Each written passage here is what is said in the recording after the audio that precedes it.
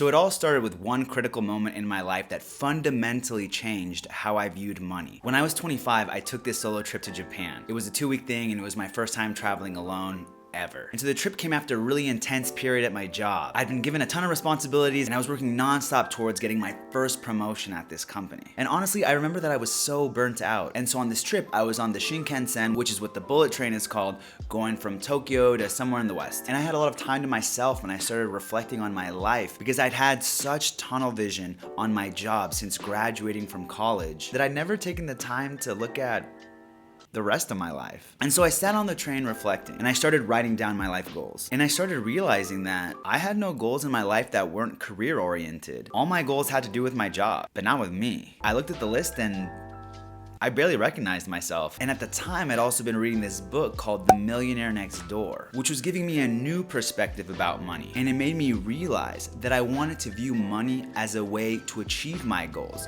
but not for money to be the end goal itself. And so that fundamentally changed how I viewed money and my life. And that was probably the first big step that put me on the path towards doing what I wanted to do in my life. Okay, but before going any further, I want to rewind a bit to give y'all context about how I even got to that point in the first place. And I also wanted to take this opportunity to say that this is how my personal experience went. And I recognize that I've been extremely lucky with the opportunities that I've had and the circumstances that I was born into. Like, I never had to worry about college debt. I had parents who could support me financially and pay for SAT tutoring. I went to a fancy East Coast school. I clearly had enough money to do a 2-week solo trip to Japan. So I just want to put it out there that this is by no means a pull yourself up by your bootstraps video. No, I just wanted to put something out there detailing my experience and maybe some of y'all will get something useful out of it. So anyways, when I graduated college, I got a job that was paying me around $60,000 a year. And I remember during those first 6 months, it was my first time being completely on my own when it came to money. And I remember thinking, first things first. Okay, I gotta save enough money, something like 3 to 6 months worth of expenses in case of a rainy day or something. But yeah, so those first 6 months, I was just figuring out how to deal with money. And then I remember in January 2017, I downloaded Robinhood, which is this app that you can use to invest. And I invested my first $600. And I'll admit, I don't remember exactly how intentional I was about saving and investing money at the time, but I knew how to do some form of savings and plannings for my retirement outside of my 401k. And by the way, I'm gonna say the word investments a lot in this video instead of savings, which just means that I invested the money so that it would grow. And I wasn't investing into anything fancy. It was just, your regular S&P 500 ETF like VOO or VOO or I don't know how you say it. I just know how to read it. And I actually ended up looking through my investment history and I realized that after those initial $600, I tried to invest $250 a month while I was at that job. So like I said, I had some idea that I needed to invest. And so I think at that time, the biggest difference that I noticed between me and my peers was our spending habit when it came to food. So I did a lot of meal prep and I was meticulous about it. I realized that eating at the office was just absurdly expensive, honestly, especially when I felt that I could make bringing lunch into the office a thing. So I started getting really good at cooking, planning meals. And at that time, I would use my Sundays to meal prep, which I admit was a little bit frustrating because I felt like I would spend half of my Sundays making meals when I wanted to just relax from the week and not think about the work week. Not to mention the trip to the grocery store, which also took out time from my weekend. But it is what it is. And for the meal prep, I'd usually have like a veggie and then a protein source and then some kind of carbohydrate. So maybe a sweet potato or quinoa at the time, or quinoa. And then every night before bed, I would make a protein shake and put it in the fridge. So I would just use greens and protein powder or whatever. And I'd always make it the night before because I had roommates and I didn't want to be turning on the blender in the middle of in the morning because I'd wake up fairly early. And that way I basically had breakfast and lunch prepared for the next day, always. And I did experiment with trying to prepare 2 weeks worth of food in advance, but that really only works if you freeze the food. I found that out the hard way. Had a spoonful of moldy beans once. Ugh. And so it's not like I wouldn't eat out or go on dates or whatever, but I just realized I was saving so much money by not buying breakfast or lunch on most days. And when I ran the numbers, I ended up saving about $330 a month, which is where I got those $250 to invest every month. And when I got my tax return for that year, since it was my first year working, it was pretty big. I just shoved that whole thing into my investment account. And so anyways, eventually I left that job and I moved across the country to a job that paid a lot more. Now I was making approximately $80,000 a year. So that was a pretty good bump. And by that time, I had formed a bit of a savings habit. And I figured, hey, with $60,000 I was living great. I'll just have the same standard of living with this new job, and the increase in income, I'll just put that all into investments. And it was pretty easy to do because the company that I was now working at paid a big portion of your annual salary in the form of a bonus, at least for the first 2 years. And so I would just take the bonus and use that as the investment, and whatever my monthly paycheck was, I just live off of that. And so another good habit that this built for me was that in the second year, instead of giving you just your bonus all at once, they would break it up into 12 installments and just include it as part of your paycheck. So as soon as I got my paycheck, I would move whatever the bonus was into my investment account, and I set it up so that it would happen automatically. And because that way it was almost like paying taxes, except to myself. And instead of trying to save or invest what I had left over every month, this would basically force me to only work with the money that I had after I had taken out both taxes and my own investments. And yeah, making it something automatic made all the difference for me. And besides the automatic transfers, I never really had a strict budget that I was necessarily sticking to. But since the investment parts were already taken care of, I just had to make sure that I had enough money in my checking account every month to pay my credit card bill in full. And with this system, I didn't feel bad about spending money, like, oh, you know, this money could be going into investments or whatever, because I'd already set money aside for that. So the rest was just for me to enjoy. Anyway, so the city that I said I moved cross country for, that was Seattle. So I was living in this tech world where people were a little bit more willing to spend big, but I'd still try to bike to work, take public transportation when I could, take advantage of the free food opportunities. Because again, I realized that for me in my life, the biggest impact I could make with the lowest amount of effort was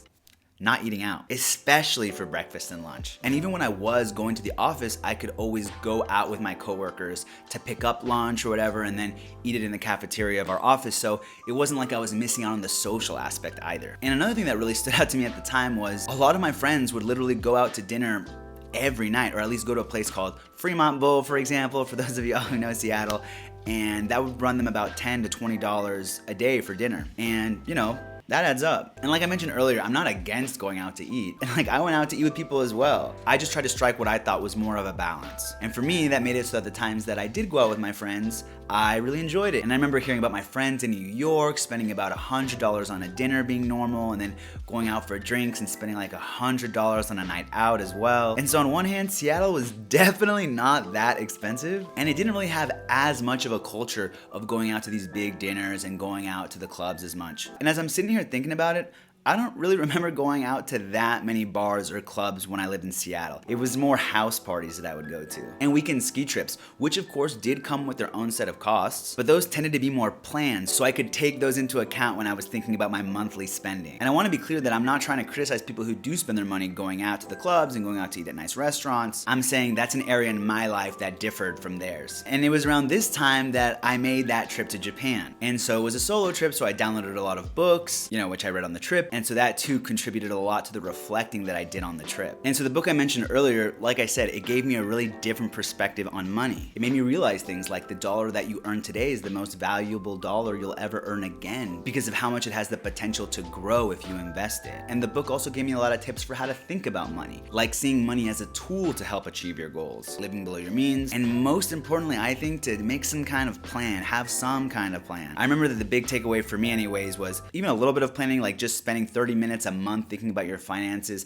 can have a big impact on your own financial health. And so yeah, that all seemed pretty reasonable to me. And so like I said, I was on that train and I was starting to think about what my goals were, and I started thinking about what my goals in life were. And the biggest one that I realized was that I wanted to become financially independent of any job. I realized that I felt a lot of stress every day, at least in the back of my mind, because I felt that if something happened and I lost my job, I could lose the ability to take care of myself, my health insurance, everything. And there could be so many reasons that I lose my job that were outside of my control even. Company downsizes, I get a new boss that I don't get along with. So I wanted to think of ways that I could either make money in different ways, like a side project, or try to save as much money as possible and be part of the FIRE movement. So basically make enough money early and then retire young, and then enjoy the rest of my life focusing on whatever I want, whether it makes money or not. And I had other goals too, like I wanted to learn to program, I wanted to live in a different country, I wanted to sing in public, I had romantic goals, fitness goals, academic goals, but the financial independence thing was a big one. So I started doing the math, thinking about, okay, well, knowing what I know today,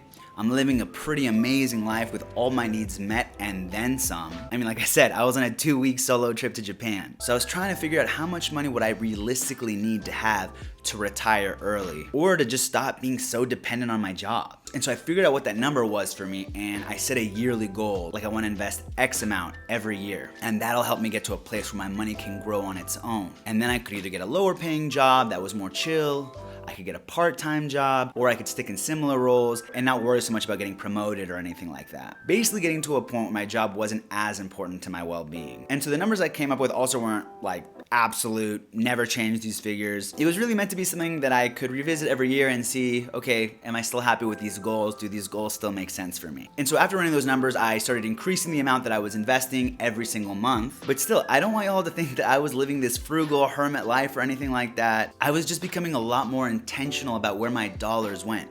For example, I still went on a lot of ski trips. I went to Greece that summer. And so at this point in the story, I think the biggest thing that I was doing differently from others was I was cooking a lot more at home. You know, I was still meal prepping and making the breakfast smoothies the night before, setting aside a chunk of my paycheck up front for investments, and having some kind of tangible financial plan that I was working towards. And like I mentioned earlier, finances was a big driver of anxiety for me. And so when people would tell me, come on, Danash, live a little. What if you die and never spend that money? Well, I would say, the money is being spent. It was being spent on my mental well-being and freeing me from this sense of anxiety, knowing that I have some kind of plan. So even if I did die early and I never touched it, I had bought myself peace of mind for the years that I was alive. Anyway, so that's how I was operating until the pandemic. So when that happened, I moved back to my parents' place in Houston. And so at this point, I had transferred offices to live in Mexico. So I was earning in Mexican pesos, something like $2,000 a month, which was a huge drop from before. But you know what?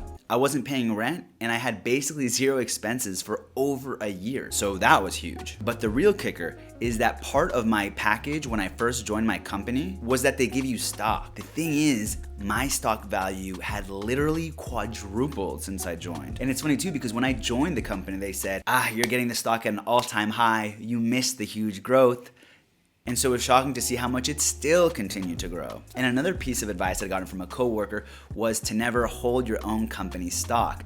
They said that if your company goes down, well, you could both lose your job and the stock value would drop. So to play it safe, just sell your stock when you get it. And again, seemed reasonable, so that's what I did. But because my company waits a while before they give you the stock, I was selling it when it had already grown immensely in value. And so I'd say the final big thing that happened to me was that I'd been doing a master's in computer science. It was part-time. And eventually I became a software engineer at my company, which was, I'm telling y'all, an absurd salary boost. Like, holy crap. I was making approximately $180,000 annually. And I was an entry-level software engineer. By that point though, I had moved out of my parents' house, so I was, paying my own expenses. But the salary boost was really life-changing, honestly. And so now at that time, I'd had all this money and I'd worked my way up for this, but I still felt something missing. I knew that I was trying to save up enough money so that I could have the time to focus on my passions, but I hadn't really figured out what those passions